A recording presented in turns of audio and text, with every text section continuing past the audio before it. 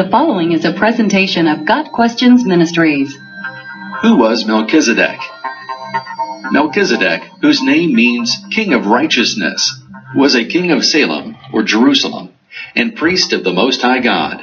Genesis 14, verses 18 through 20. Melchizedek's sudden appearance and disappearance in the book of Genesis is somewhat mysterious. Melchizedek and Abraham first met after Abraham's defeat of Chedorlaomer and his 3 allies. Melchizedek presented bread and wine to Abraham and his weary men, demonstrating friendship. He bestowed a blessing on Abraham in the name of El Elyon, God Most High, and praised God for giving Abraham a victory in battle. Abraham presented Melchizedek a tithe, or a tenth, of all the items he had gathered. By this act, Abraham indicated that he recognized Melchizedek as a priest who ranked higher spiritually than he. In Psalm 110, a messianic psalm written by David, Melchizedek is presented as a type of Christ. This theme is repeated in the book of Hebrews, where both Melchizedek and Christ are considered kings of righteousness and peace. By citing Melchizedek and his unique priesthood as a type, the writer shows that Christ's new priesthood is superior to the old Levitical order and the priesthood of Aaron. Hebrews 7, verses 1 through 10. Some propose that Melchizedek was actually a pre-incarnate appearance of Jesus Christ, or a Christophany. This is a possible theory, given that Abraham received such a visit later.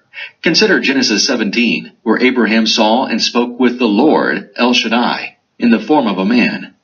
Hebrews 6, verse 20 says, Jesus has become high priest forever, in the order of Melchizedek. This term, order, would ordinarily indicate a succession of priests holding the office. None are ever mentioned, however, in the long interval from Melchizedek to Christ, an anomaly that can be solved by assuming that Melchizedek and Christ are really the same person. Thus, the order is eternally vested in him and him alone. Hebrews 7, verse 3 says that Melchizedek was without father or mother, without genealogy, without beginning of days or end of life, resembling the Son of God. He remains a priest forever. The question is whether the author of Hebrews means this actually or figuratively. If the description in Hebrews is literal, then it is indeed difficult to see how it could be properly applied to anyone but the Lord Jesus Christ. No mere earthly king remains a priest forever, and no mere human is without father or mother. If Genesis 14 describes a theophany, then God the Son came to give Abraham his blessing, appearing as the King of Righteousness, the King of Peace, and the mediator between God and man. If the description in Hebrews of Melchizedek is figurative, then the details of having no genealogy, no beginning or ending, and a ceaseless ministry are simply statements accentuating the mysterious nature of the person who met Abraham. In this case, the silence in the Genesis account concerning these details is purposeful and better serves to link Melchizedek with Christ. Are Melchizedek and Jesus the same person? A case can be made either way. At the very least, Melchizedek is a type of Christ, prefiguring the Lord's ministry.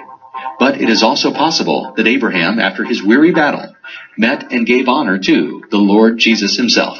Got Questions Ministry seeks to glorify the Lord Jesus Christ by providing biblical answers to today's questions. Online at gotquestions.org.